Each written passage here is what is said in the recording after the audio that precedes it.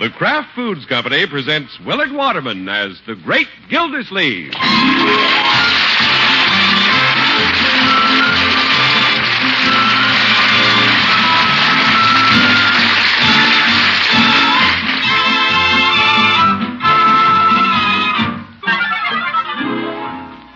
The Great Gildersleeve is brought to you by the Kraft Foods Company. Kraft, makers of Velveeta, the famous pasteurized processed cheese food that tastes so good and is so good for you. Yes, Velveeta is another of the Kraft family of fine foods. Food you can depend on for delicious eating, for wholesome, healthy eating. So remember, to get the cheese food of quality, get Velveeta, the cheese food that's made by Kraft.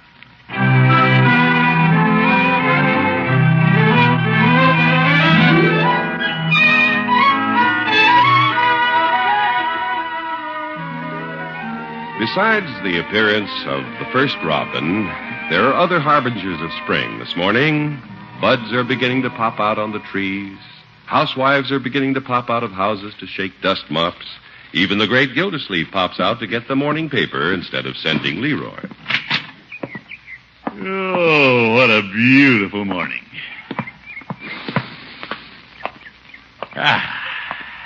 Why, George, this spring air is a real tonic. Listen to the birds sing. Hello, little birdie. Little birdie? You call me, Mr.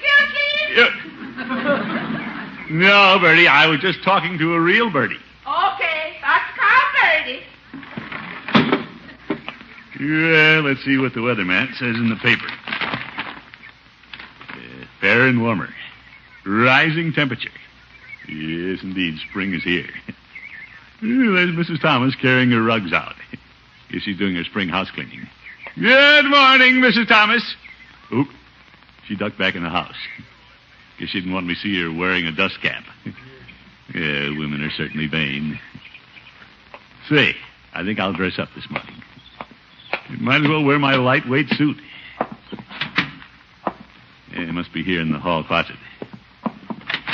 I don't think I ever took it upstairs when the cleaner brought it back last fall. Hiya. Oh, good morning, Leroy. What are you looking for, Easter eggs? Looking for my lightweight suit, my boy.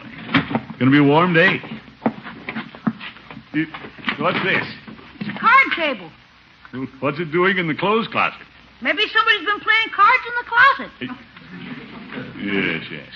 Can I have the paper, Unc? Yeah, I haven't had a chance to see it myself. You can't read it in that dark closet.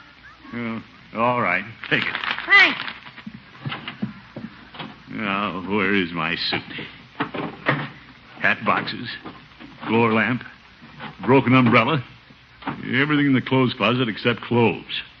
Birdie! You called me this time, or you still talking to the bird? I'm calling you, Birdie. Yes, sir? I've been having quite a time trying to find my light suit in this closet. Oh, you won't find it in there. I took that suit upstairs. Oh, well, as long as I know where it is. Yes, sir. It would be pretty hard to find in there, though. Yes, sir? The closet's pretty full, Birdie. Yes, sir.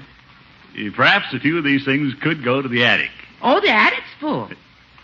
Well, the basement? Basement's loaded. Oh? Birdie, I couldn't help noticing that Mrs. Thomas is spring house cleaning this morning. Yes, sir. Bertie's planning on doing that right after Easter. Uh-huh. There are a lot of things here that could be thrown away. Yes, sir. Maybe I can get to it this week. Well, things are accumulating, Birdie. We ought to clean house. You want me to start before breakfast? No, I'm not pushing you, Birdie. It's just that a lot of these old things could go. I want to get rid of a lot of things around this house, too, but you're more you never know when you might want it later type. What's this, Birdie? Oh, Mr. Gildersleeve, if you don't mind, I'm going to take a few pot shots. Well, go right ahead. You know me, agreeable Gildersleeve. Yes, sir. When you and Judge Hooker got through playing pinochle that night, who said Bertie put the card table in the clothes closet? Well... Bullseye. And when I was going to throw away that old broken umbrella, who said, hold it, Bertie, I had that fixed? Oh, yes, but... Bullseye. And then there was your empty hat box. Yeah, all right, Bertie. Bullseye. Yes, sir.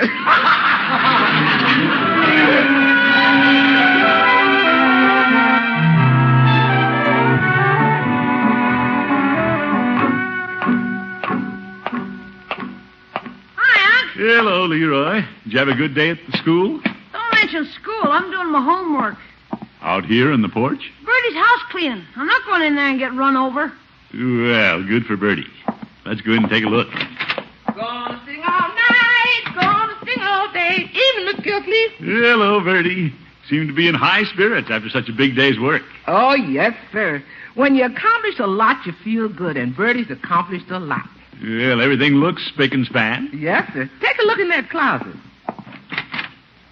Say, now that you've cleaned it out, it looks like an extra room. Yes, sir. Wait till you see the rest of the house. What about dinner? You won't recognize the upstairs. Well, the parlor looks great. What about dinner? I cleaned out the attic, and I cleaned out your room, and I cleaned out Leroy's. Speaking of Leroy, how about dinner? Oh, we're going to have a big one, Leroy. Keen. Now, would you care to take a look in the garage? Is that where we're going to eat?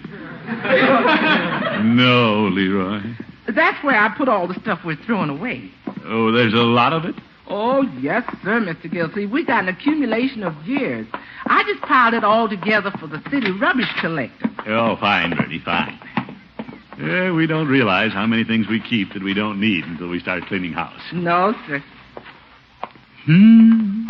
Look at that pile. Hey, did we have all that in the house? In the house, in the attic, and in the basement. Well, you certainly did a wonderful job, Bertie. You certainly did. Say, is that my old pair of hip boots? Yes, sir. They got holes in the bottom. Well, I'm going to vulcanize them one of these days. I better pull them out and set them aside.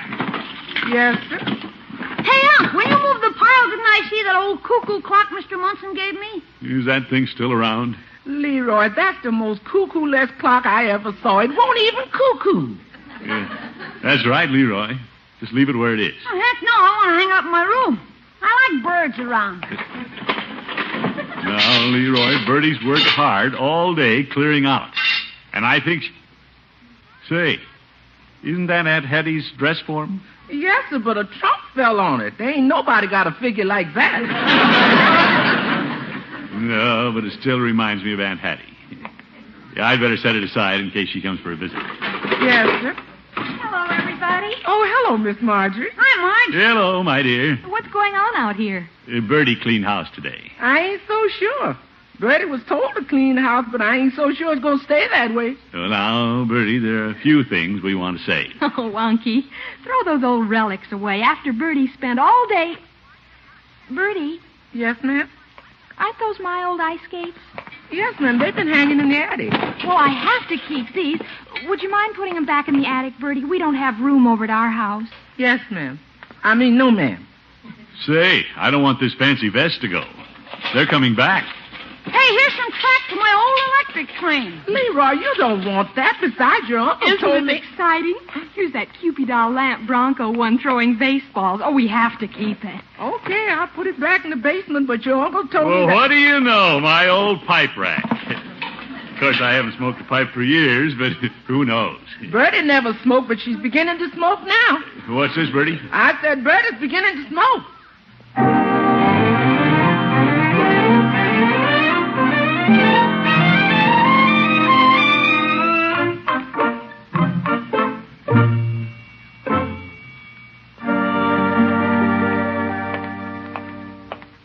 Bertie was pretty upset with the little family. But she's had a hard day. Oh, well, I'll stop in Peavy's and get her a little present. Hello, Peavy. Well, hello, Mr. Gildersleeve. What can I do for you? Peavy, let me see some stationery. Very well, we have several boxes here. Yeah? Well, let me see what it looks like. 24 envelopes and 24 pieces of writing paper in every box. Uh-huh. If you don't ruin an envelope or a piece of paper, you'll come out even. I know, Peavy. Unless you get Gabby. Maybe you'd like some extra paper. Yes. Yeah, I'll take this one with the pretty violets on it. Are you sure you want violets, Mr. Gildersleeve? Yes. Wouldn't you like something a little more masculine, like bluebirds or... Peavy, this is a gift for Bertie. She's been wanting some stationery. Oh. Well, when she writes, tell Bertie not to forget to use Easter seals. I guess you have some at home. Oh, you bet. Always buy Easter seals to help the crippled children. Wrap the stationery, Peavy. Very well. I want to take Bertie something because she's a little upset with us at home. You don't say. She did spring cleaning today and was about to throw a lot of things out of the house. Such as you? Well, I wanted to salvage some of the stuff. When you're cleaning house, it can become quite a problem. What to keep and what to throw away. Yeah. Leroy wanted to keep some useless trash, and Marjorie's hanging on to some things that have nothing but sentimental value, and very little of that. I take it your treasures are pretty valuable. Well, if they weren't valuable, I wouldn't have hauled them back in the house. You better take Bertie 2 boxes of stationery.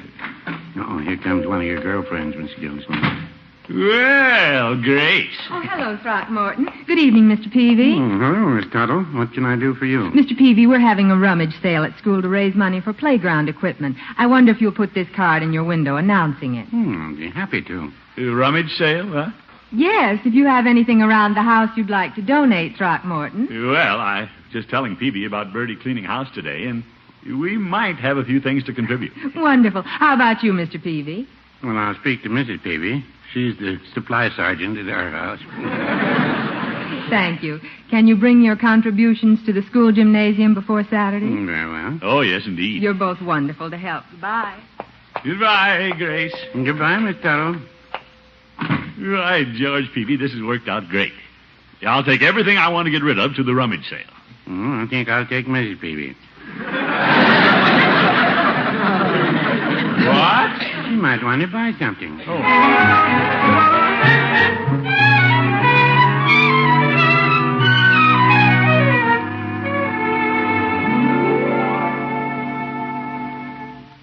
Well, little family, that's the situation.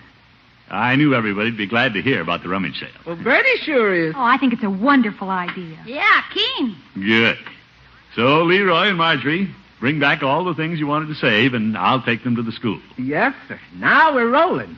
You're on your way, children. Oh, wait a minute, Unky. What about those silly things you took back to the attic? Silly things? What's so silly about protecting one's possessions? My dear, you're the one who's keeping the stuff you'll never use again. Oh? You and Leroy are just being a little childish about this thing, whereas my mature nature tells me what to keep. Oh, my goodness. This is becoming ridiculous. Yes, sir. Why don't we just vote on what's to go and what's to stay? Then I'll load the car and take it to the sale. Oh, it's fine with me, Unky. What about you, Leroy? Sure, I like to vote. Mr. Gildersleeve, I'll keep score on that new stationery you gave me. Oh, fine, Bertie, fine. Yes, sir, this is the practical way to do it. Then everybody will be happy again. Now, why don't we start with some of your things, Leroy? Mine? Your Marjorie. How about something of yours, Unky? Well, I know. Let's vote on what we're going to vote on. I can see this is going to take a firm hand. Leroy, we'll start with your cuckoo clock. I knew it. All in favor of setting Leroy's cuckoo clock to the rummage sale, say aye. Aye. Aye. Aye. I object. Leroy, us eyes got it. The cuckoo goes. Oh, for corn's sake. No, Leroy, you're outnumbered. I'm out of cuckoo clock. All right, now let's take something of Marjorie. But, Unky. How about the twins' old baby carriage? Takes up a lot of room in the basement. You think you're going to use that again, Miss Marjorie? Well. I vote she doesn't use it again. Send it to the rummage sale. Oh, Leroy. Well, Marjorie, it is a little dilapidated, and we can always get another one. I vote it goes. Me too. Aye. Oh, all right. Now let's take another of Leroy's belongings. Now, just a minute. Let's vote on something of yours, Unc. Very good idea. Yes, ma'am. Well, Unc, how about your old canoe? my old canoe. It's just collecting dust up there on the rafters. No, Bertie, it isn't in the way. Well, it's no good. It's had a hole in it. Ever since you tried to stand up in it and wave at a girl. Leroy, I had that canoe repaired. I vote it goes. Aye. Aye. Now, wait a minute. That canoe stays. Then the baby carriage stays. And I keep the cuckoo. All right, all right. If you want to be like that, we'll keep everything. I thought this book was on the level. Well, Bertie? Bertie spends all day cleaning the basement, cleaning the attic, cleaning the closets, cleaning the garage, and then everything stays. No. Mr. Gildersleeve, Bertie was told to throw out the stuff. Now she's throwing up her hands. Yeah, but Bertie... Yes, sir, Bertie spends the day cleaning because she's told to throw out the stuff. Now she's throwing up her hands. Bertie, Mr. please. Gildersleeve, do you know who told Bertie to throw out the stuff? Yes, That's Bertie. right. Now Bertie's throwing up her hands. Guess I'd better throw everything in the car.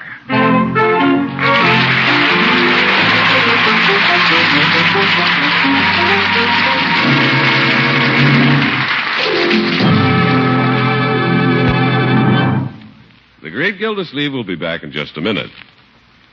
Take shrimp, take rice, take a golden cheese sauce made with Kraft's famous pasteurized processed cheese food, Velveeta.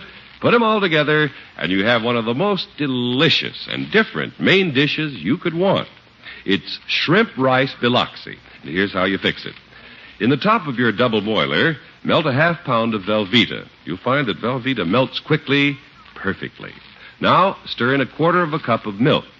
And when this mixture is smooth, add a cup and a half of cooked shrimp, cover, and heat. Then, when you're ready to serve, you just pour the Velveeta shrimp mixture over 4 individual rice molds that you've made, and there you have it, shrimp rice biloxi. This is just one of the many wonderful main dishes you can make with Velveeta. Main dishes that are delicious because Velveeta has such a fine, rich, yet mild cheddar cheese flavor. And main dishes that are nourishing because Velveeta is rich in vital food values from milk. Why, 2 ounces of Velveeta, the amount you get in an average serving, gives you more of milk's vital food values than a big 8-ounce glass of milk. Cook with Velveeta often. You'll find it's a special help now during Lent. Get a 2-pound loaf from your grocer tomorrow, so you'll have plenty for sandwiches, too. Just be sure you get genuine Velveeta when you buy. It's the finest quality cheese food you can get. Velveeta, made only by Kraft.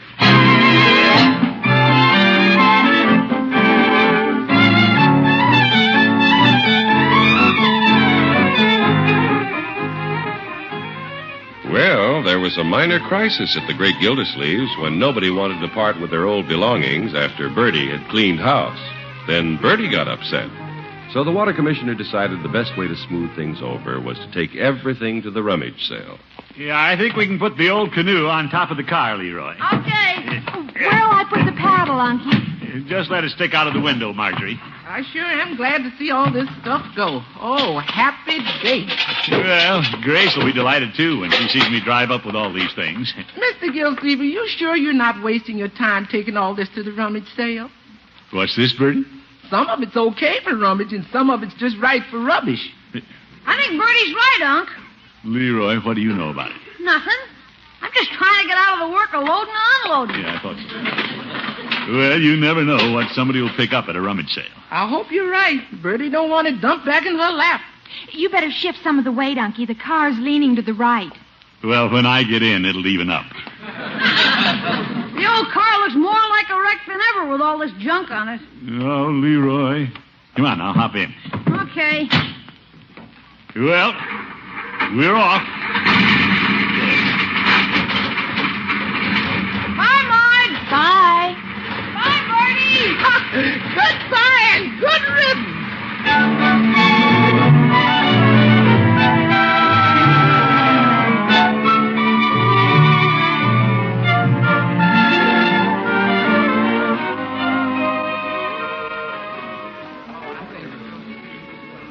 Gosh, Unc, we've been here an hour and nobody's bought anything. Well, people are still looking around, my boy. Let's not get discouraged so early. Oh, there you are, Throckmorton. Hello, Grace. Hello, Leroy. Hi, Miss Tuttle. I saw you move your things in, but I've been so busy I haven't had a chance to come over. Well, we just took over this corner of the gymnasium. Did Mrs. Pettibone give you a little box to put the money in when you make sales? Oh, yes, indeed. How much do you have in the box so far? How much do you have? Leroy, how much money do we have in the box? You know we haven't sold anything. Oh, well, you might display your things to better advantage, Throckmorton. Well, good idea. Where'll I put these 3 lengths of stovepipe? Have you thought of the bottom of your reservoir? Grace, somebody can use it. Well, old stovepipe isn't very likely to move at a rummage sale. No, guess not. Leroy, set the stovepipe aside, and we'll put it back in the car. Okay. Now then, how about featuring my old canoe? Do you have room in the car for that, too? Well, yes. Oh, don't misunderstand me, Throckmorton. I think it's marvelous that you've brought so many items. Oh, you haven't seen them all yet. Over here, we have a collapsible tent. Yeah, it collapses all the time. Well, I'm sure somebody can use it. And here's a baby buggy for twins. That ought to go in a hurry. Well, Throckmorton, not too many couples have twins. Well, little mother can always put groceries on the other side. I can see you're going to do all right. Oh, excuse me. Mrs. Pettibone wants change again. Yeah, all right. See you later, Grace. Gosh, everybody seems to be selling stuff but us. Yeah, they do. And you're a VIP. You're the water commissioner, and you can't even sell your things at a rummage sale. Well, the trouble is, some of these women, like Mrs. Pettibone, got sneaky and brought down their antiques. I can't expect to compete against them. Well, heck, our stuff is as antique as anybody's. Antiquer. By golly, I know what I'll do. Yeah? I'll attract some attention by auctioning off something. Pound on the stovepipe there, Leroy. Okay. Right this way. Hurry, hurry. Household valuables being sacrificed. Hey, we're getting a crowd, huh? Yeah, you bet. Come on, folks, gather around. What am I offered for this fine old mandolin? Go on, make an offer. Well, don't just stand there. What am I bid? 2 cents. Easy. Hello, Mr. Gildersleeve. Leroy. Hi, Mr. Peavy. Do I get the mandolin for 2 cents? Stop kidding. Where's Mrs. Peavy? She couldn't come, but she gave me $10 to buy some things. $10? Oh, boy. Peavy, you're just the man I want to see. You don't say. You look over these fine bargains, Peavy. Tell me what you think you want. I think I want to move on. Not unless you want to get tackled. Now, you stick around. Well, Peavy, I have a fine desk set here you could buy. Doesn't look so bad. Oh, it's great. It's been around the house for years, and I've never used it. Here, look at this. Blotter pad, letter opener, inkwell, pen. My. Never used it, you say? No, indeed. It's worth at least $10. No, I wouldn't say that. What? I gave you that set 3 years ago and only paid $1.98 for it. Oh, my goodness.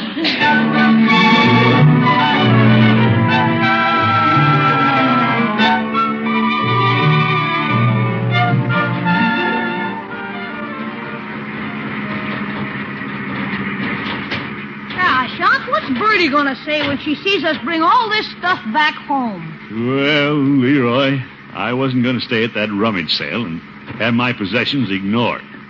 I still have my pride. Yeah, you still have the pride, the canoe, the mandolin, the baby carriage? Well, I won't have them long. Before I left the school, I made a phone call. Yeah? Jake, the junk man's coming by the house to make me an offer. Gosh, Unc, you think of everything. Yeah, well, I'm not going to let Bertie have the last laugh on me. Yeah. You just park in front of the house and wait until Jake gets here. Oh, here comes Bertie, Unc. Is that you, Mr. Gildersleeve? Hello, Bertie. When your car drove up, I thought you was a city trash collector. No, Bertie. I just came out to tell him Mr. Gildersleeve sold everything at the rummage sale. Well, I decided not to sell our things down there. I thought I'd sell them to a professional man who knows the value of things. Yes, sir? Hey, Unc, here comes the junk man. Oh? Yeah, just stick around, Bertie. Yes, sir. Unc, the junk man drives a better car than you do. Yes. You Commissioner Gildersleeve? Yes, I am. I'm Jake. I take it this is the pile of junk? Well, let's not refer to it as junk until we look it over. Well, I can't offer you much. Heck, we'll take anything. Leroy, let me handle this. You've been handling it. Let's not lose him.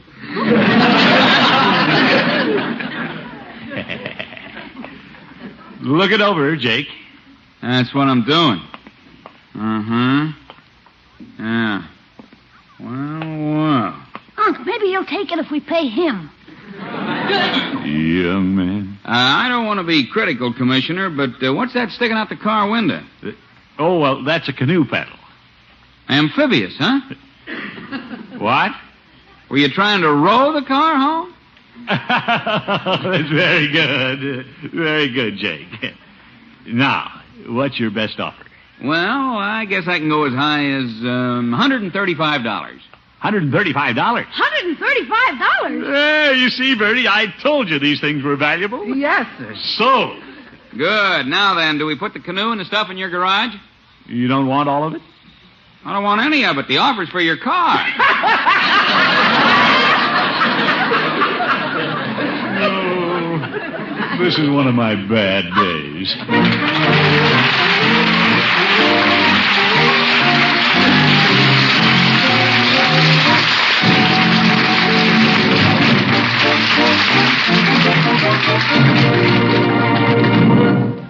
The great Gildersleeve will be with us in just 30 seconds. What are you going to have for that fourth meal today? I mean, the late evening snack we all like to indulge in. How about some nice crispy crackers and Velveeta, Kraft's golden pasteurized processed cheese food? Sliced or spread on crackers or bread, Velveeta is delicious with a wonderful, rich, yet mild cheddar flavor. Velveeta gives you a wholesome snack, too, and a digestible one because Velveeta is digestible as milk itself. For perfect snacks, keep stock with the finest quality cheese food you can buy, Velveeta.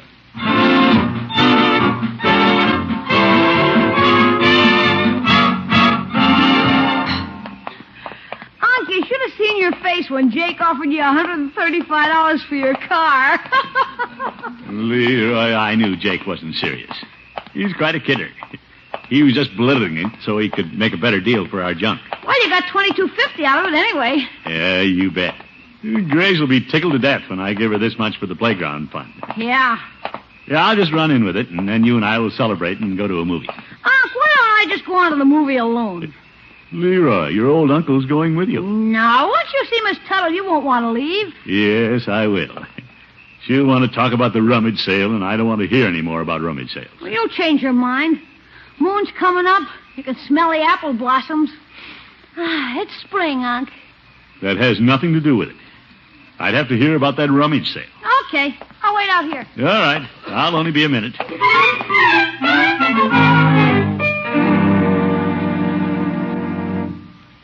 $22.50. Throckmorton, I'm delighted. Good. Well, I have to go. Oh, must you? I'm having dinner alone here in my apartment. Why don't you join me? No, thanks, Grace.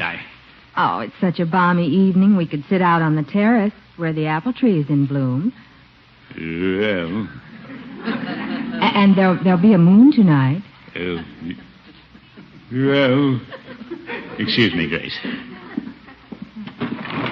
Leroy! Yeah? Run along, my boy. Miss Tuttle and I have to discuss the rummage sale. Good night, folks.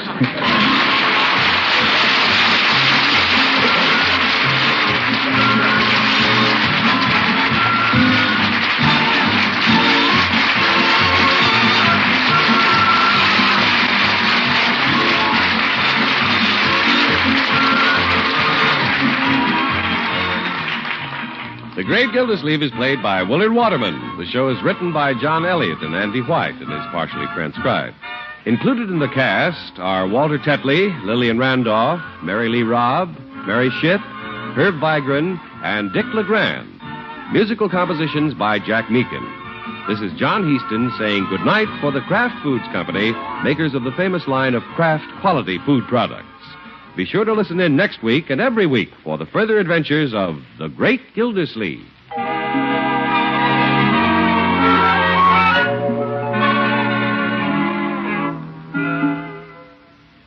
Good cooks know that the fresher the salad oil, the smoother the French dressing. The fresher the cooking oil, the better the cake. And now Kraft oil is guaranteed to reach your kitchen as wonderfully fresh as it was the minute it was bottled. That's because Kraft oil, and only Kraft oil, is sealed with an airtight vacuum cap.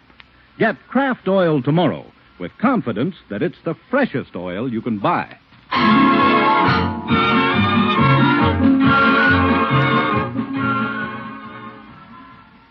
Tonight, play You Bet Your Life on NBC.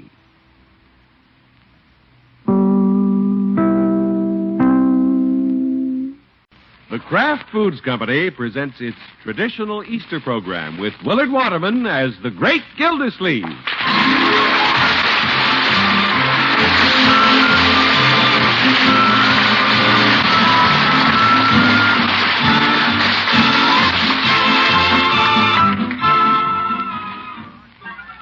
The Great Gildersleeve is brought to you, partially transcribed, by the Kraft Foods Company.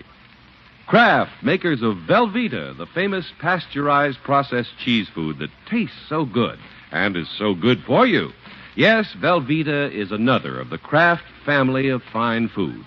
Foods you can depend on for delicious eating, for wholesome, healthy eating. So remember, to get the cheese food of quality, get Velveeta, the cheese food that's made by Kraft.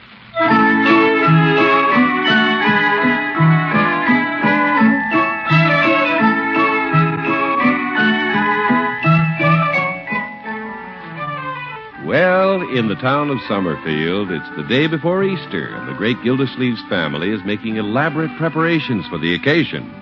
Marjorie has selected a new Easter outfit, Leroy has a new suit, and they've resolved to do something different this year, attend the Easter sunrise service. Of course, the great Gildersleeve hasn't heard about these early morning plans. It's something I've always wanted to do, Leroy. Yeah, it'll be keen. Boy, I can't wait to get up at 4 o'clock in the morning. Let's go talk to Unky. Unky! Hank, where are you? In the den, children. Are we interrupting anything? No, not at all. Just glancing through the paper. Looking for an Easter gift for Grace and Leela. Oh? Yeah, I guess I could get them some of these 2-pound chocolate Easter eggs. They're not too expensive. Well, if you want to be cheap, why don't you get them an Easter rabbit and let him lay the eggs? Leroy, I'm not trying to be cheap. I'm just trying to hold down expenses. Easter's beginning to cost as much as Christmas. Speaking of Christmas, do you know what I want next time? Hey, Leroy, please. Now then, what's the purpose of this delegation? Well, Unky, we have the most marvelous idea. Tomorrow we're going to sunrise service. Yeah, we're getting up at 4 o'clock in the morning. 4 o'clock? Well, have a good time. Unky! Just leave quietly and come home quietly. You mean you don't want to get up at 4 o'clock? No. But, Unky, the sunrise will be beautiful. Marjorie, I've seen the sunrise. I worked my way through college delivering milk. Yeah, I'm going to the 11 o'clock service the way I always do. And I'll need my sleep, so I'll be alert when I pass the collection plate. I don't want to drop it again. Well, of course, I can drive Leroy and Bertie to the service, but I wish you'd come along. Oh, is Bertie going? She's singing in the choir. 100 voices, Unc. Well, I would like to hear Bertie sing. But if there are 99 other voices, I wouldn't hear much of Bertie anyway. Hey, Bertie! Yeah, Leroy? Unc doesn't want to hear you sing. He don't? No, it isn't that, Bertie. But I intend going to the 11 o'clock service tomorrow. Had my day all planned. Very busy day. We all have a very busy day ahead, Unky. Yeah. I know Bertie's going to be busy. Bertie's going to sing like an angel at sunrise, then she's going to fly home and bake the ham. You ought to see Bertie's choir robe, Unc. Really? Oh, it'll be a beautiful spectacle, Unky. Cedar Hill will be banked with flowers. Yes, I read about that. Well, I've been there every year, and it's worth it just to hear those trumpets when the sun comes up. It is, Bertie? Oh, Easter's such a thrilling day. And, Unky, you'll see all the beautiful women in their new spring dresses. Well, if you children insist. Atta boy, Unc. Glad you changed your mind, Miss Gildersleeve. Well, I didn't exactly change my mind. I've been considering going for some time. But I wanted to be sure all of you were as willing to get up at 4 o'clock as I am. Oh, brother.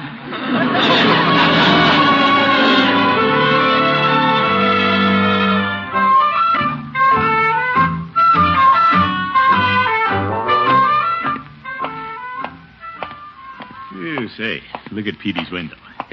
All decorated for Easter. That rabbit holding the talcum powder looks just like Judge Hooker. Yeah, I think I'll go in. I still don't have gifts for the girls. Hello, Petey. Hello, Mr. Gildersleeve. What can I do for you this morning? Petey, what would make nice Easter gifts for Grace and Leela? Well, Easter is usually a little chilly. How about giving them a hot water bottle? One for each, of course. No, Peavy. How about some perfume? Perfume? Women like to dress up for Easter, and a good perfume like this is the crowning touch. How much is it, Peavy? $12 an ounce. That's the crowning touch. Well, what the heck? Wrap up 2 bottles. It's Easter. Very well. Planning a big day, are you? Yes, indeed. Peavy, Guess what important official is getting up at 4 o'clock in the morning for the sunrise service? The Reverend Mr. McNair? Well, he's got to be there. I'm thinking about a fellow who's just volunteering. You don't say. Yep, taking the little family. Then I'm passing the collection plate at the 11 o'clock service, too. Well, good for you. I went to both services one Easter. Yeah, that's so? I didn't sleep the night before, not wanting to miss the sunrise service. And by 11 o'clock, my eyes were so red I wore dark glasses at church. You did? And you know what the minister did? He lectured me for staying out all night. Oh, my goodness. But Mrs. Peavy and I always enjoy the sunrise services. Of course, it's usually a little foggy at that hour. Well, I haven't been up at that hour since I was an air raid warden. Well, you better take a flashlight. There's a tendency to bump into trees. Oh? If you're going to show off a new suit, it's well to take a cushion along. Peavy, I'm not the sort of person who just goes somewhere to show off. I'm wearing my old blue serge. Yeah, you can't hurt that. Yes. It's quite a climb up Cedar Hill, Mr. Gildersleeve. Peavy, are you trying to discourage me? Oh, my, no. I consider it quite a rewarding experience. In fact, Mrs. Peavy and I would be going this year if she could stand the trek again. Yeah, you're settling for the 11 o'clock service, are you, Peavy? Yes, but between you and me and the gatepost, I'd rather get up at 4 o'clock and go with you than go to the 11 o'clock with Mrs. Peavy. I don't follow you. She insists on wearing her new Easter bonnet. What's the matter with it, Peavy? That bad, huh? Worse, it's one of those dove on the nest affairs. Oh? Mr. Gildersleeve, I don't mind having people point at Mrs. Peavy's hat, but when bird dogs start pointing, it...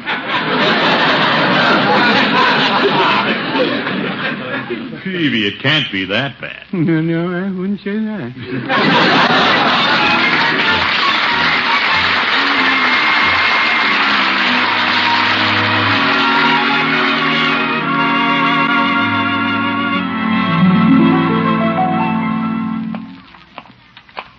Well, Gildersleeve, you're ready for the sunrise service. Yeah, I wonder if I will need this flashlight Peavy sold me.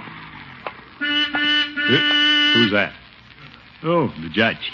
Here I am, Diogenes. Judge, what do you mean, Diogenes? With that flashlight, you must be looking for an honest man, and here I am.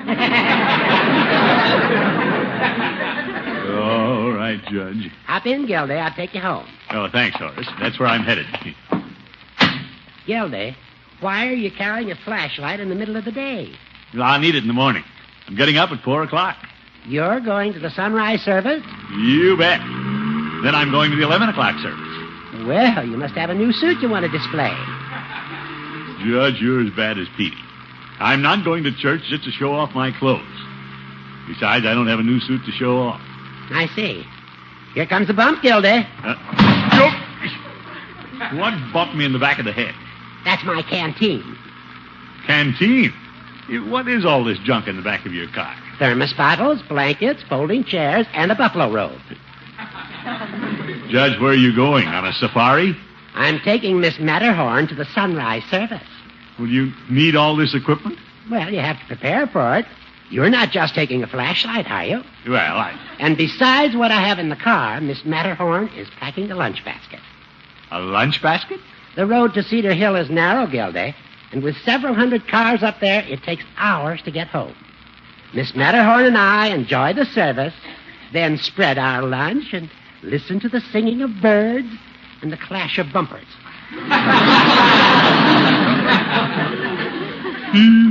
That 11 o'clock service looks better and better.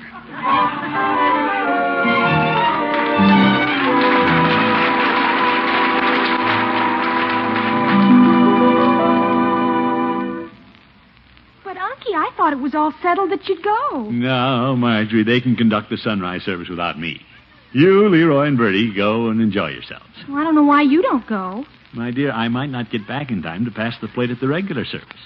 Judge says traffic is pretty heavy out there. Unky, you've just cooled off on the idea.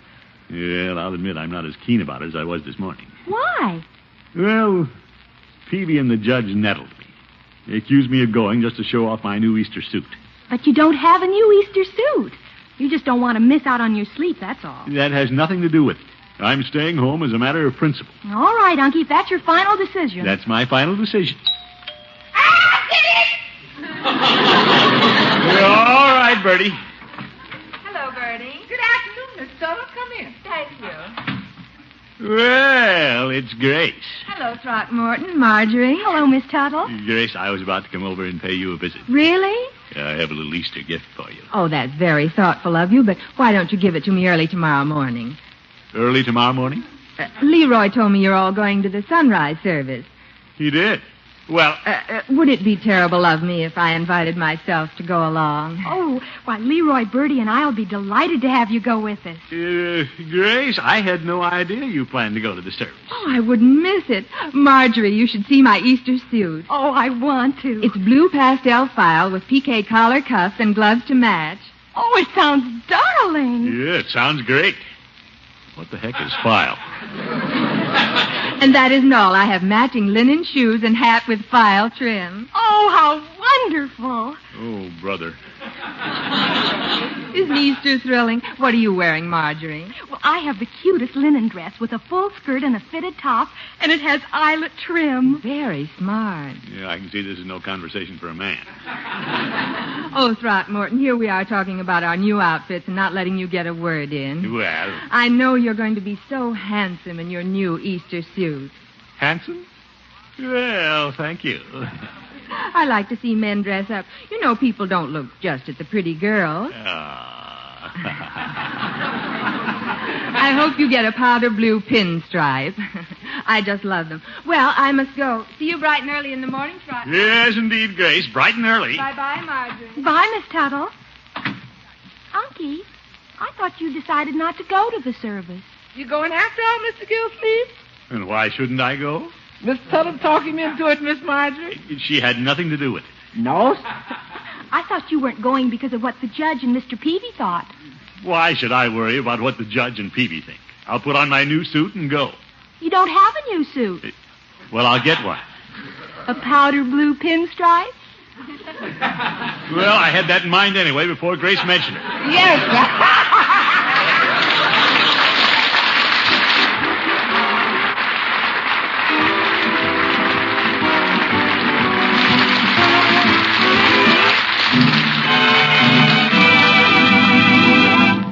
The great Gildersleeve will be back in just a minute.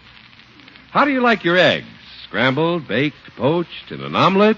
Now there's a beauty of an egg dish, an omelet, fluffy and light and golden brown. And for the most delicious omelet you ever tasted, try this popular cheese version you make with Velveeta, Kraft's smooth melting pasteurized processed cheese food. Start by melting a half pound of Velveeta in the top of your double boiler. Then stir in a quarter of a cup of milk and keep stirring till this mixture is smooth. It'll just take a minute or two because Velveeta melts so easily, so perfectly. Then add the Velveeta mixture to 4 seasoned egg yolks and finish making the omelet as you usually do.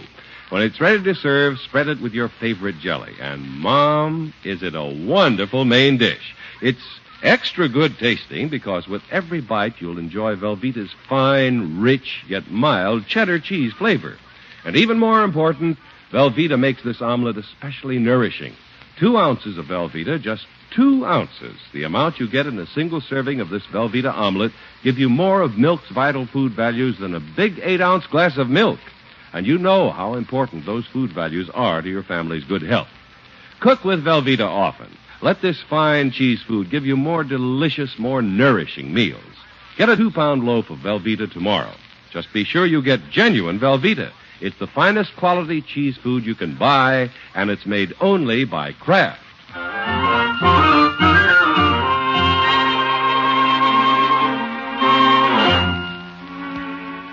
Well, the great Gildersleeve had decided not to attend the Easter sunrise service with his little family when one of his girlfriends, Grace Tuttle, came over and mentioned how handsome he'd look in his new suit. Of course, the great man didn't have a new suit, but that was 2 hours ago. Isn't Unky home yet, Bertie? Not yet, Miss Marjorie. He's probably having trouble finding a suit. Well, he shouldn't have waited till the afternoon before Easter. No, ma'am. I never saw a man change his mind so fast. Neither did I, Bertie. First he said he wasn't going, then he said he was. Then he said he wasn't because he's afraid somebody'd think he was showing off a new suit which he bought, which he wasn't because he didn't. That's Unky. Then he said he was because Miss Tuttle thought he'd look handsome in a new suit which he didn't have, but which he would if he had it. So I hope he gets it. So do I, Bertie. I don't want to be seen like this, Bertie. Oh, never mind, it's Miss Gildersleeve. Thanks, Bertie. What you got in the box, Miss Gildersleeve? Your new suit? Yep, that's right. Unky, why'd you ring the doorbell? Well, it seems that when I tried on my new suit, I left the keys in it. I was excited, I guess. Well, open the box, Unky. Let's see what you picked out. Yeah, all right. If I can get rid of some of this wrapping twine. Hey, what's going on? Hello, Leroy. Hi. Maybe I can help you, Unky. What's going on? I sure am anxious to see that. So am I, but what am I anxious to see? What's in there? Just keep your shirt on, Leroy. Did you get the one with the stripe? Yeah, white stripe. A white stripe. What's in there, a polecat? Leroy, don't be so silly. I'm not. I'm just trying to find out something. Yeah, I can't untie this knot. Where's my penknife? Mr. Gildersleeve, how'd you get it so fast? Yeah, I practically had to grab it and run. Run with what? It still has to be let out, Bertie. Well, take the lid off and let it out. Let's see what's in there. Yeah, there it is. Isn't that a beauty? Oh, it's beautiful, Unky. Ain't that something? Oh, for corn's sake. Nothing but a suit? My Easter suit, Leroy. I thought you weren't going to buy an Easter suit. Well, Marjorie, how do you like this necktie I bought to go with it? Well, it's very striking, Unky. It should be with those baseball bats on it. Leroy, they're not baseball bats. It's just a modern design. And he got the powder blue suit. You don't think he'd come home with anything else after what Miss Tuttle said, did you? Oh, so that's why you bought a suit. You want Miss Tuttle to see you in it. Leroy, that isn't it at all. There'll be hundreds of other people who'll see me in it, too. Yeah, I mean, Bertie, you suppose you can give me a hand with a few alterations? The tailor couldn't get it ready today. Yes, sir. Of course, it's a little late, and I got to take a hymn in my choir robe. Well, I guess I am upsetting things a little. If we're going to get up at 4 o'clock, we should be getting to bed soon. Yeah, I got a lot of things to do. Well, so have I, but I'll help you with Unky's suit, Bertie. Yes, ma'am. No, let's not make a big thing of this. What we need is a little organization, and I'll be the organizer. Sure. We all have things to do, so let's do them. Bertie, you go do the things you have to do. Yes, sir. Margie, you and Leroy get the things done that you have to do. All right, Unky. What are you going to do? I'm going to set the alarm for 4 o'clock and go to bed. What a character. Leroy, there'll be a lot of things to do in the morning, and I'll be up bright and early doing them.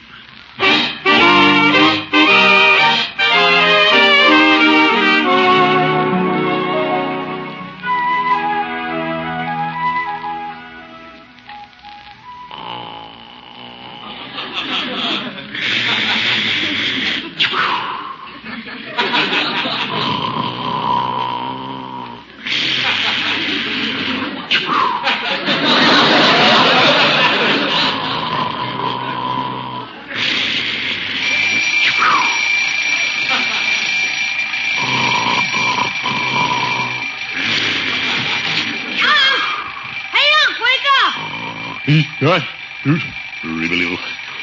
How's the rush? It's 4 o'clock. You said you were going to get up and start doing things. Yeah. First thing I'm going to do is turn off this alarm and go back to sleep. Where is the darn thing? Look out, you're pushing it off the table. You? My goodness. Make it stop. Step on the thing, Leroy. Do something. It's hiding from me under the bed. I got it. Oh. Thank you, my boy. Good night. Good night. It's Easter morning. We're going to the sunrise service, remember? Sunrise? Oh, yes. Up, everybody. Rise and shine. Marjorie, Bertie, Leroy, up. Are you kidding? Everybody's up but you. Hey. Don't just sit there in bed shouting. Rise and shine.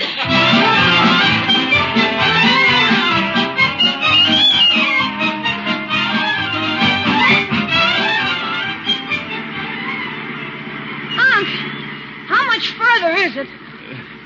can't be far. The way the traffic is slowing down, Leroy. Such a winding road. Yeah. A little rough, too. Hey, Grace, I hope your Easter outfit isn't getting rumpled. It's so beautiful. Oh, I'm fine. You look lovely. How can you tell? It's dark.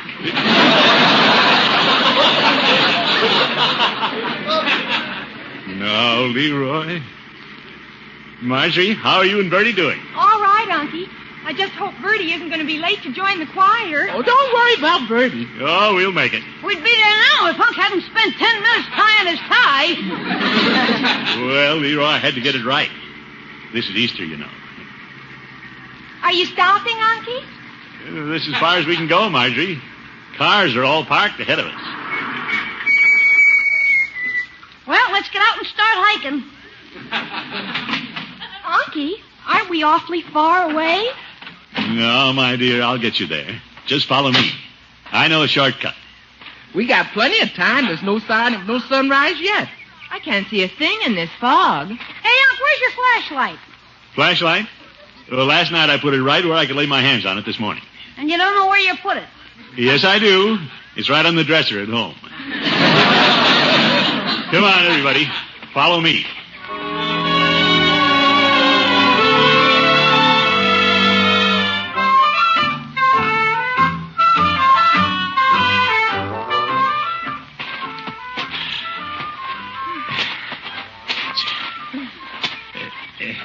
Gosh, we haven't seen anybody since we left the car. Well, Leroy, not many people know about this shortcut, I guess. Unky, do you know where you're taking us? Of course I do. I think. Yeah, sure. Yeah, this is the top of the hill. Right here. This is the top of a hill? For what hill? This don't look like Cedar Hill to me. Well, we came up the back way, Bertie. You certainly did. What a climb. Where is everybody, Unky? Well, Hey, the fog's lifting a little. Oh, yes, you can see up here. Look, there's the choir and everybody. where? Across the ravine on the other hill.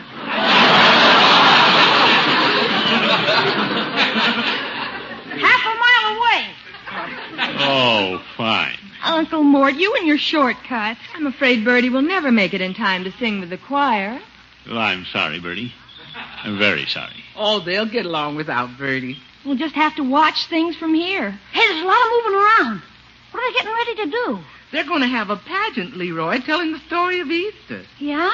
Well, here we are, all dressed up, and we can't be with the crowd. What an Easter. Well, Mr. Gildersleeve, there was only a few on hand for the first Easter when they saw the rock was rolled away. Well, that's right, Bertie. We shouldn't forget that. I guess nobody there put much importance on fine clothes. I guess they didn't. Listen. They're playing music. They're getting ready to sing about the crucifixion. Oh, Bertie, you were going to sing that. Yes, ma'am. Bertie, will you sing it for us? Yeah, we'd like to hear it, Bertie. Won't you?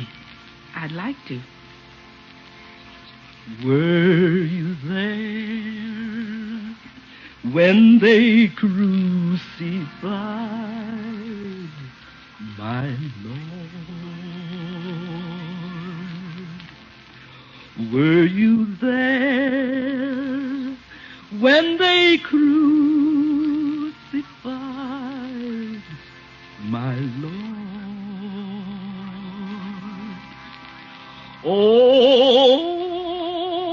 Oh, sometimes it causes me to tremble.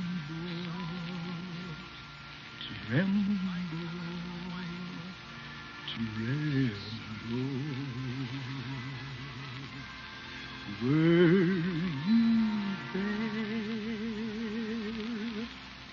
when they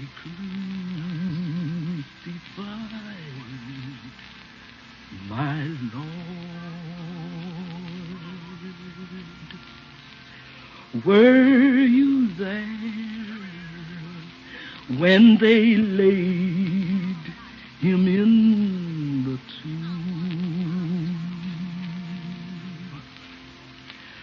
Were you there when they laid him in the tomb? Oh,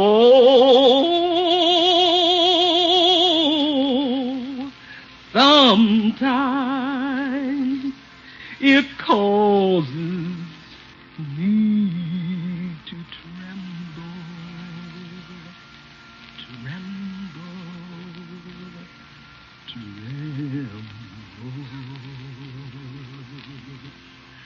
Were you there when they crucified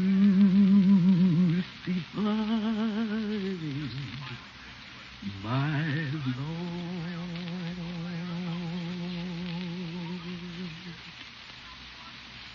How beautiful.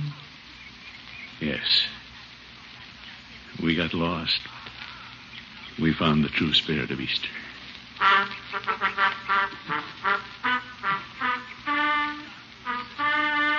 Look, Unc. The sun's coming up. It's a new day. Well, that's the meaning of Easter. A new day and new hope for the world.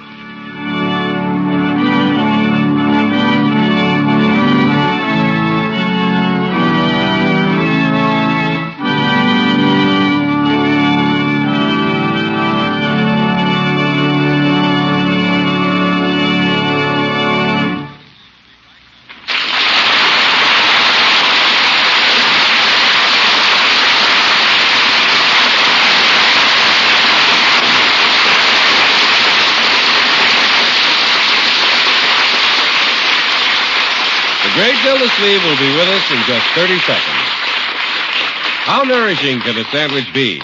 That's easy. A sandwich made with Velveeta, Kraft's famous pasteurized processed cheese food, gives you more of milk's vital values than a big 8-ounce glass of milk. Imagine more high-quality protein, more calcium, more phosphorus, riboflavin, and vitamin A. Let your family enjoy nourishing, delicious Velveeta sandwiches often. Remember, Velveeta is the cheese food that's digestible as milk itself. The cheese food of top quality made only by Kraft.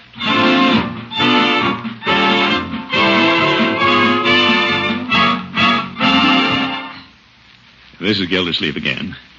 Thanks to Bertie and the children, our little journey to the mountaintop for the Easter sunrise was a very wonderful experience. I hope that for each one of you, this Easter will bring renewed faith in the promise he gave to all of us. Renewed strength to follow his light through these days when the forces of darkness endeavor to confuse our path. Thank you all. Bertie, your song was lovely. Thank you, Mr. Gildersleeve. Good night, everybody. See you next week. The Great Gildersleeve is played by Willard Waterman. The Kraft Food Company's traditional Easter program was written by John Elliott and Andy White and is partially transcribed.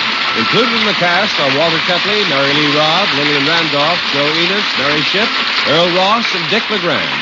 Musical composition by Jack Meakin. This is John Heaston saying goodnight for the Kraft Foods Company, makers of the famous line of Kraft quality food products. Be sure to listen in next Wednesday and every Wednesday for the further adventures of the Great Gildersleeve.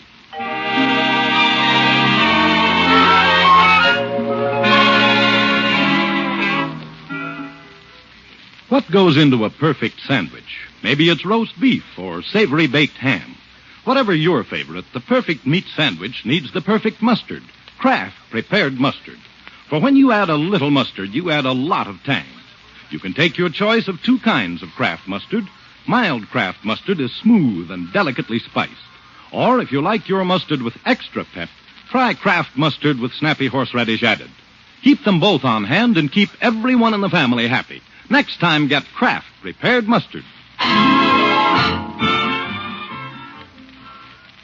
Tonight, join Groucho Marx for You Bet Your Life on NBC.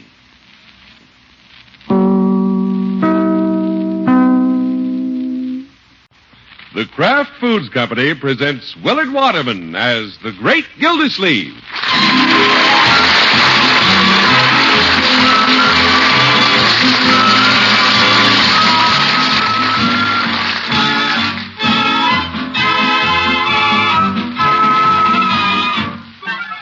The Great Gildersleeve is brought to you, partially transcribed, by the Kraft Foods Company.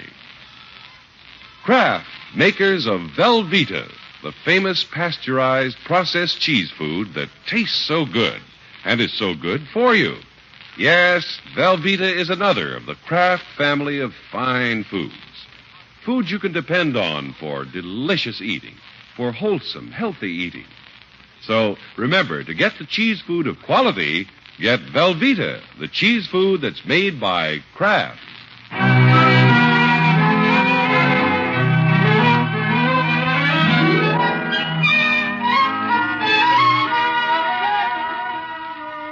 As water commissioner, the great Gildersleeve leads such a busy life, he occasionally forgets things in his rush to the office. Fortunately, however, he has a nephew who is happy to run errands, especially around allowance day. Hi, Unc. Well, Leroy. Here's your briefcase you left at home. Thank you, my boy. You made a fast trip? Yeah, for lugging such a heavy briefcase. What do you have in it, money? It isn't money. Now that you've brought up money, Unc, it's allowance day. I don't recall that I brought it up. Besides, tomorrow is allowance day.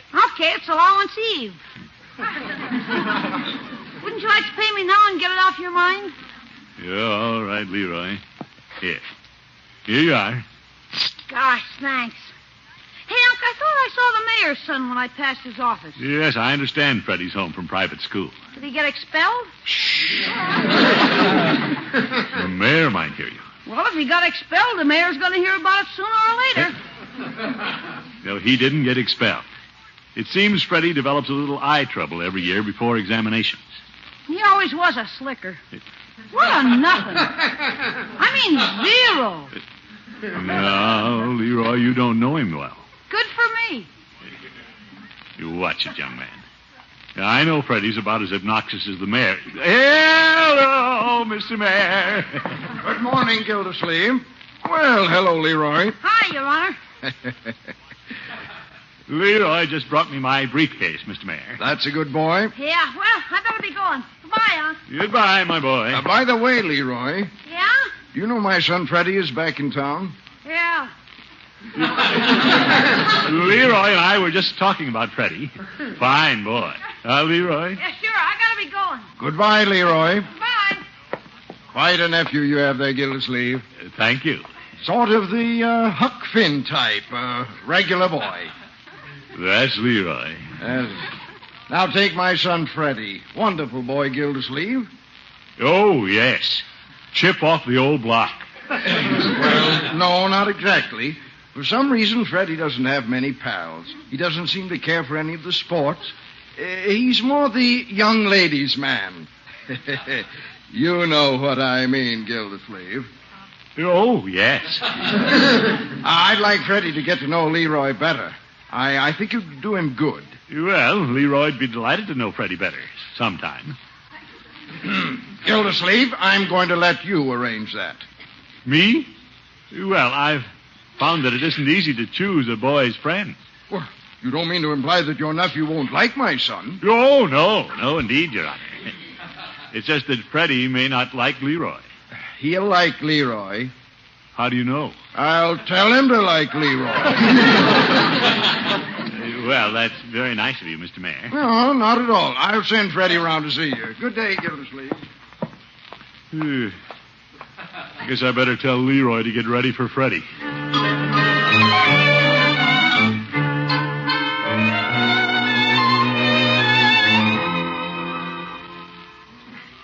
Oh, Leroy!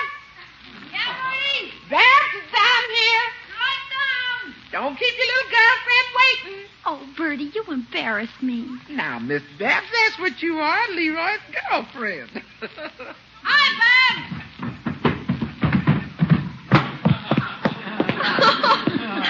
Leroy, you're so noisy. I'm wearing bigger shoes these days. I'm growing up. What were you doing? Reading a comic book.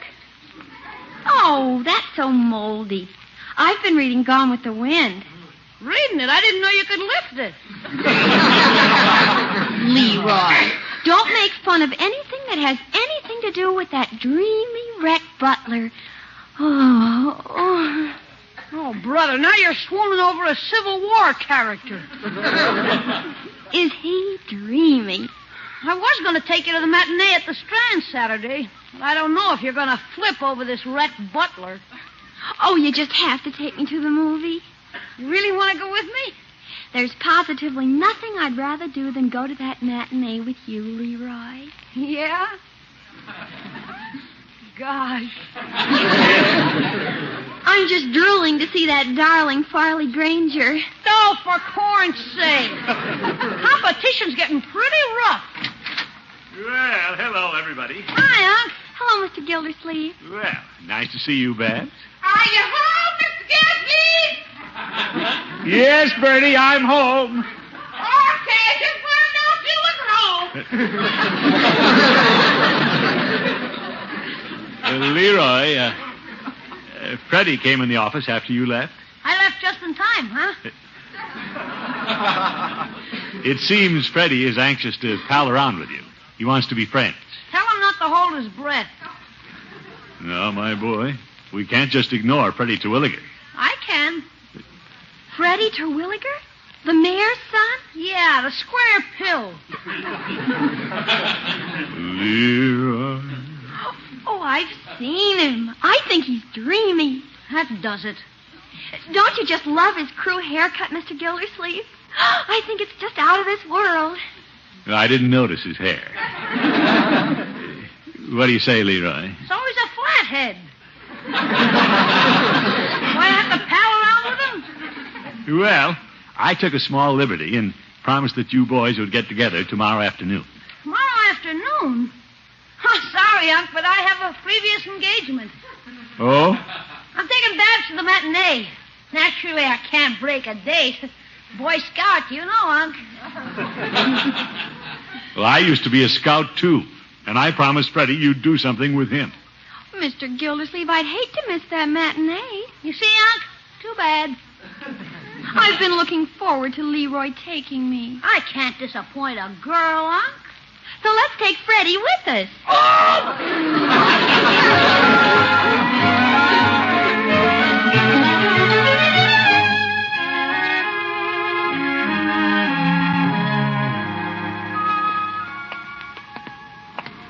Gosh, Unc, Freddie's going to ruin my whole day. No, Leroy, look at it this way. If you're nice to the mayor's son, it's a favor to me. Unc, I know you need all the breaks you can get, but is it fair to me if I lose my girl? Babs practically swooned when you mentioned Freddie. You'll still be the head man. It's your party. But Freddie thinks he's such a big shot with the girls. Well, you can be a big shot with them, too. Yeah? On my allowance? Leroy, I'll tell you what I'll do. Before the matinee, you take Babs and Freddie to Peavy's drugstore. And everything will be on me. Yeah? Sure. Just say, charge it. Big as you please. No kidding? Believe me, my boy, girls are always impressed with charge accounts. Well, if you think it'll work. Why, of course it'll work. I'll stop in right now and arrange it with Peavy. Swell, Unc. So long, my boy. Sure, I'll foot the bill. It won't hurt me with the mayor. It'll make Leroy look good. Hello, Peavy. Yeah, hello, Mr. Gildersleeve. What can I do for you today? Peavy, I dropped in to tell you Leroy is giving a little party here in your drugstore. How's that? He and Babs are bringing the mayor's son. Oh, young Freddie? Yeah. And I told Leroy to charge everything. It'll be all right with me. How do you know it'll be all right with me? Oh, Peavy. I was just joshing, Mr. Gildersleeve. I think it's very generous of you. Well, And I think it's very generous of Leroy, too. What? To take Freddie along on his date. When I was a young man courting Mrs. Peavy, I tried to keep her away from all the good-looking fellows. Well, you were using your head, Peavy. No, I wouldn't say that. Oh? I'm not sure I did Mrs. Peavy a favor by monopolizing her time. She might have married some handsome millionaire. No, Peavy, you're handsome. I know, but I'm not a millionaire. Oh, my goodness.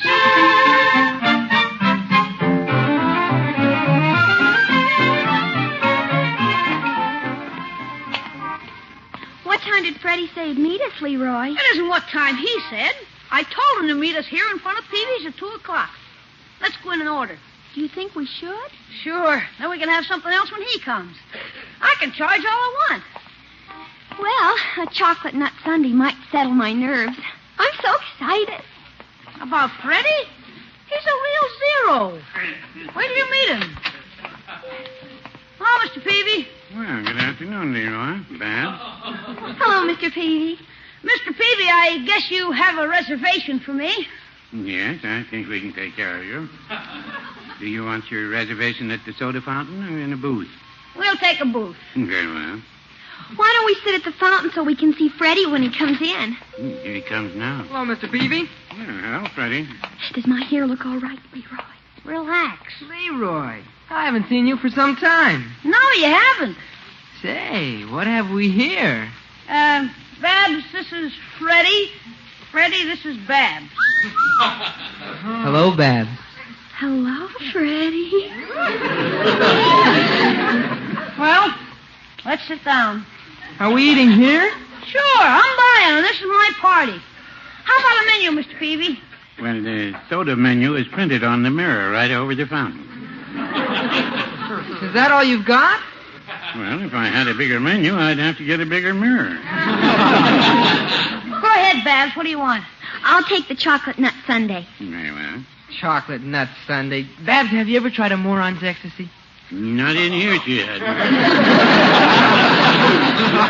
Well, I've heard of them. Well, you don't get them in a joint like this. How's that? Well, 2 chocolate nut sundaes and whatever Freddie would like. I'd like to go to the Eskimo Palace and get a moron's ecstasy. They cost 75 cents. 75 cents? Natch! They've got 5 kinds of ice cream, 3 kinds of fruit, whipped cream, and candied black walnuts. They sound simply fab. Well, gosh, Mr. Peavy, do you think you could make some?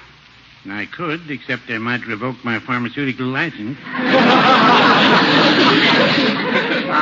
We're wasting our time here. Let's go to the Eskimo Palace. Oh, Freddie, I'd love it. But I can't charge it there, and this is my party. Who said anything about charging it? I've got money. Come on, Babs. Aren't you coming, Leroy? No, you go if you want to. Let him stay here. Yeah, I'd better stay here. I'd rather have one of Mr. Peavy's chocolate sundaes. Yeah, thank you, Leroy. Well, if you'd rather. We'll meet you at the theater. Okay. Be seeing you, Junior. Junior, why that... Leroy, Yeah? if you'd like to join them, I'll lend you some money. No, thanks, Mr. Peavy. Well, you still have your charge account. Do you want a chocolate sundae? No, I want those boxing gloves in back of your store. Well, if you're thinking what I think you are, you can have them wholesale.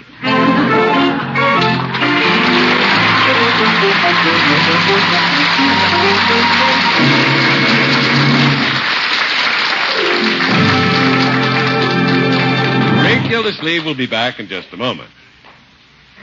What's that? Need help? Menu planning help? Then you need Velveeta, Kraft's famous pasteurized processed cheese food. Smooth melting Velveeta is perfectly wonderful for cooking. Not only for omelets, soufflés, and casseroles, but for a marvelous smooth cheese sauce, too. A glorious golden cheese sauce you can pour over seafood or vegetables or toast or serve any number of ways. And Velveeta sauce is easy to make in just a few minutes. All you do is melt a half pound of Velveeta in the top of the double boiler.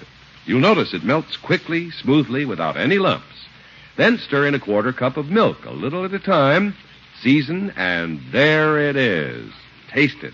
See how delicious it is.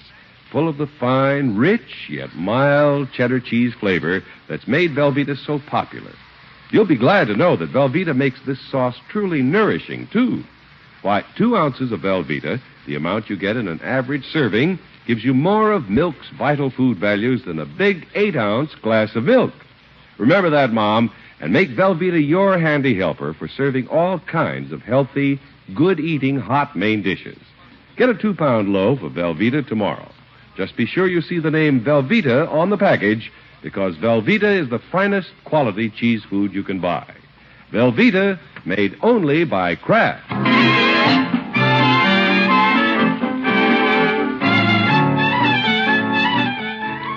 Well, when the great Gildersleeve insisted that Leroy be pals with the mayor's son, he didn't realize the mayor's son would become pals with Leroy's girl.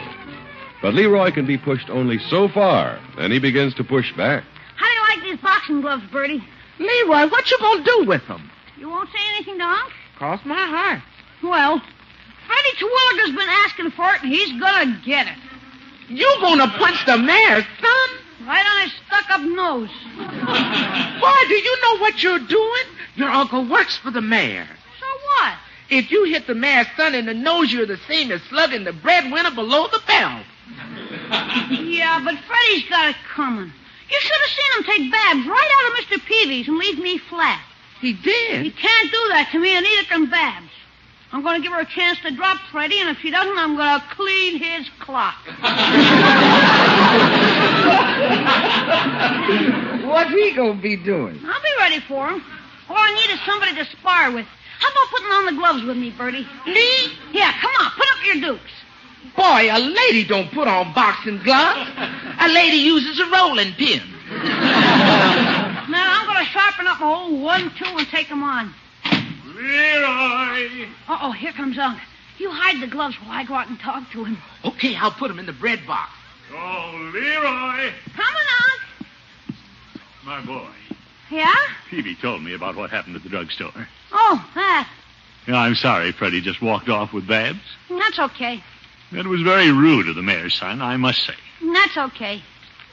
I guess you didn't even get to use my charge account at Peavy's. I used it. Good. Don't let this worry you, my boy. I'm not the one who has to worry. Yeah, I suppose Babs is attracted to Freddie because he's a little older than you are and a little larger. He can be cut down to size. What's that? Be seeing ya. All right. Be seeing you. I have a feeling that boy isn't telling me everything. Bertie! Any catches, Miss Gildersleeve? Bertie, do you know what Leroy is up to? Leroy? My nephew, Bertie. Oh, him. I know something's going on, but Peavy wouldn't tell me anything, and Leroy wouldn't tell me anything. Now you pretend you don't know anything. I do? I'm going to get to the bottom of this if I... Hey, are these shoelaces hanging out of the bread box? Shoelaces? Bertie, how did they get there? Well, could be the bread man ran out of string and tied the bread with the shoelaces. Bertie, you're covering up something. I better look in the bread box. Boxing gloves. Well, what do you know? All right, Bertie. How did it happen? Mr. Gildersleeve thinks the bread man brings bread, and he comes home and finds boxing gloves in the bread box. How did it happen? Yes, sir, Mr. Gildersleeve thinks the bread man brings bread, and he finds boxing gloves in the bread box. Bertie. Mr. Gildersleeve, when you came home, you know what you found in the bread box? Yes, Bertie. That's right, you found boxing gloves in the bread box.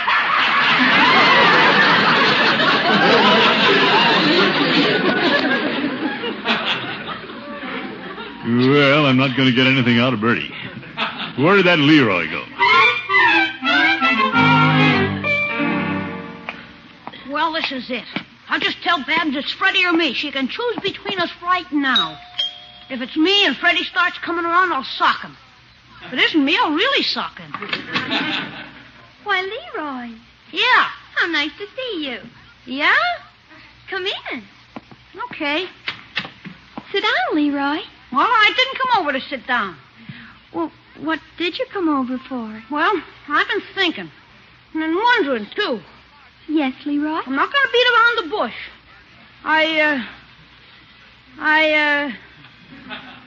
How was the movie? Well, you know how I feel about Farley Granger. He was fab. Simply fab. How was Freddie? Oh, Freddie was very nice to take me. We waited for you. I didn't show up. Is that why you came over? To apologize? Apologize? I came over to see if it's him or me. Oh, Leroy, you sound so serious. I am serious. Who'd you rather be with, him or me? Well, that depends on who I'm with, him or you. What do you mean? I don't know what I mean. Sometimes I don't understand myself. Yeah? Maybe I should see a psychiatrist. I just like the boy I'm with when I'm with him. That's silly. I like you now, Leroy. You do? And when I was having a moron's ecstasy with Freddie, I liked Freddie. Yeah?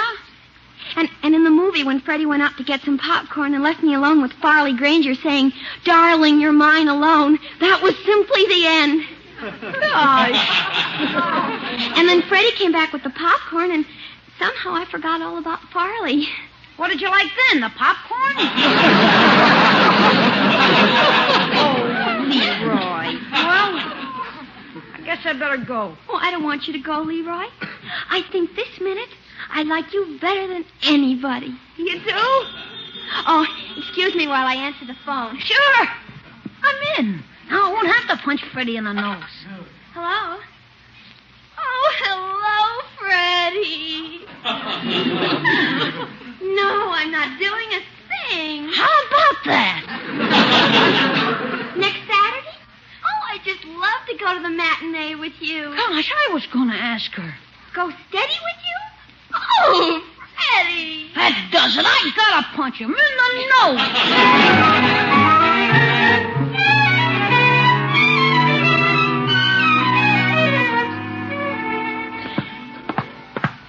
I wonder what Leroy is doing out there in the garage. Say, he's skipping rope. That's enough road work, Leroy. Okay, Bertie. What's this? Now slip on the gloves and punch the bag a while. Is Bertie coaching him? How's this, Bertie? Say, Leroy's pretty good. Now bring one up from the floor, Leroy. Okay. He nearly knocked it off the hook. That would have taken care of Freddie. Freddie? Now wind up and let him have that bolo punch. You wait a minute. Stop the fight. Oh, hi, Unc. Uh-oh. I just remembered something in the oven. Yes. Leroy, what's this about punching Freddie? Well, he asked for it, Unc. I tried to be friends with him like you said, but it didn't work. I'm going to take the gloves and hunt him down. You'll do no such thing. Popping Freddie isn't going to settle anything. It is if I pop him hard enough. Young man, you and Freddie will talk this thing over like little gentlemen. Oh, Unc. I want you in my office at 10 o'clock in the morning, and I'll ask Freddie to be there. Why don't you let me handle this my way? Because your way is the wrong way, my boy. Oh, for corn's sake. If he wasn't the mayor's son, I'll bet I could pop him. Young man, the fact that I happen to be water commissioner and the mayor happens to be my boss has nothing to do with it.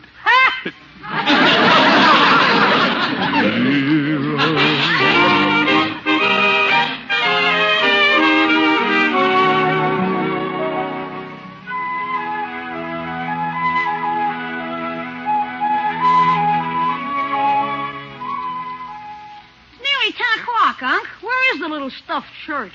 Now, Leroy, just have a seat. I'll bet he's home talking to Babs on the telephone. Good morning, Gildersleeve. Well, Mr. Mayor, good morning. Hello, Leroy. Hi. I just popped in to see how our boys are getting along. Fine, Mr. Mayor. The boys were together yesterday afternoon. Good. And I'm getting them together again in my office this morning. Splendid.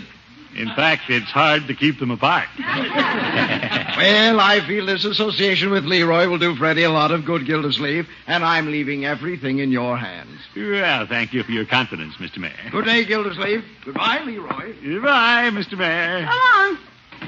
Now, Leroy, you see how important this is to Mayor Twilliger? Yeah, but if he thinks I'm going to run around with that Freddie... Well, good morning, Freddie. Hello. Hi.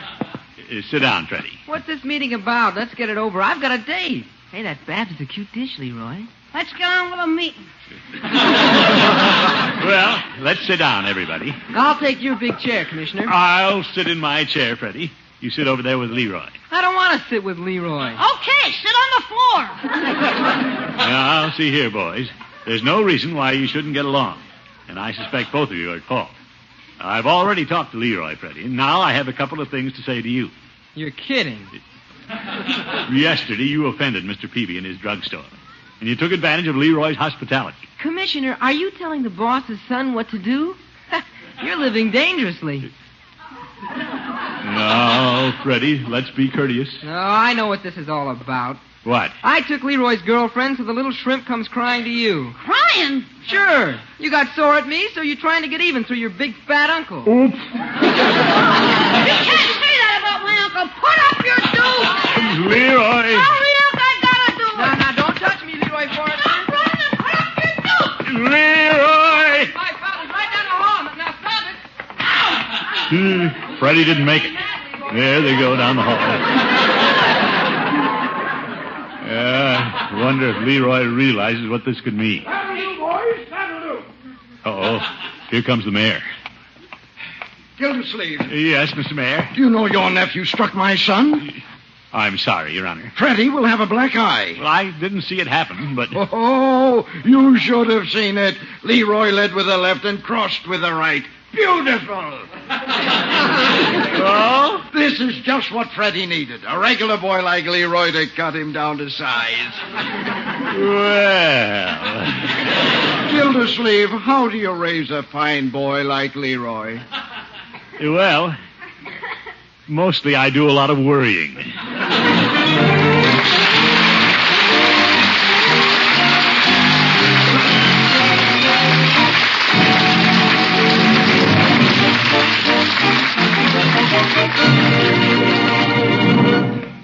The great Gildersleeve will be with us in just 30 seconds.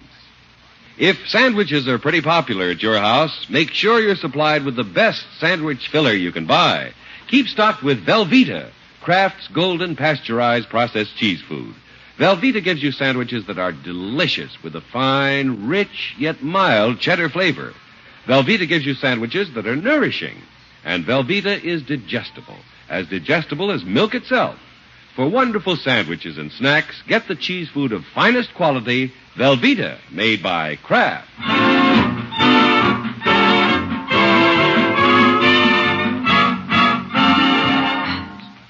Folks, this is Gildersleeve again.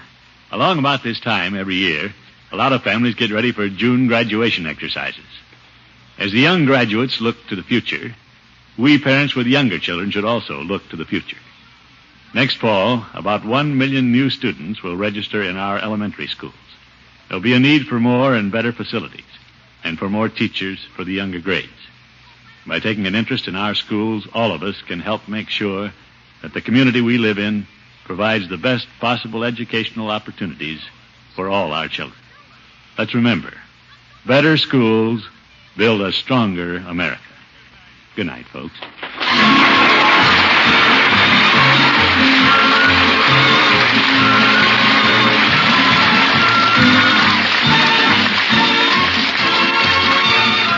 The Great Gildersleeve is played by Willard Waterman. The show is written by John Elliott and Andy White and is partially transcribed.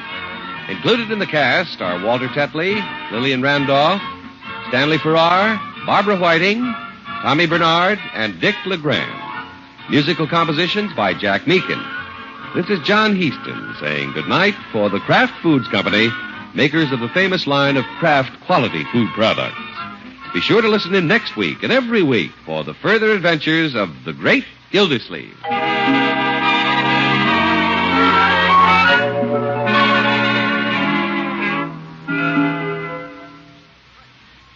Delicious cold cuts for luncheon or supper make a welcome change of pace from the hot meals you've been serving.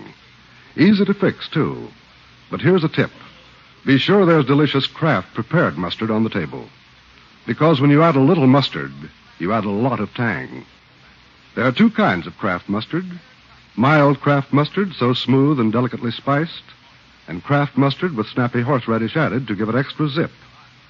Keep both kinds on hand for different tastes. Next time, get Kraft prepared mustard.